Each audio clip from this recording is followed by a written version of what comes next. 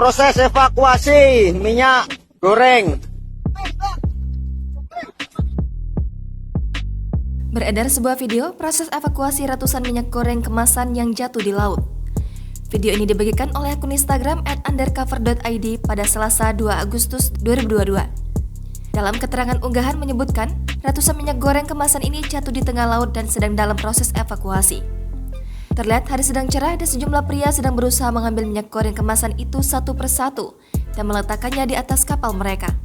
Seorang pria pun turun sambil mengenakan pelampung. Ia nampak berusaha mengambil ratusan minyak goreng kemasan yang mengapung di air laut. Di kapal pun diketahui sudah banyak minyak goreng kemasan yang berhasil mereka selamatkan. Proses evakuasi minyak goreng. Belum diketahui penyebab dan waktu kejadian ratusan minyak goreng kemasan itu bisa tumpah di tengah air laut. Namun menurut keterangan unggahan, insiden ini terjadi di sekitar Laut Jawa. Video yang berdurasi sekitar 16 detik ini pun ramai ditanggapi oleh warganet. Warganet berharap semoga semua minyak goreng kemasan ini dapat dievakuasi tanpa meninggalkan bekas dan sampah plastik minyak yang tumpah.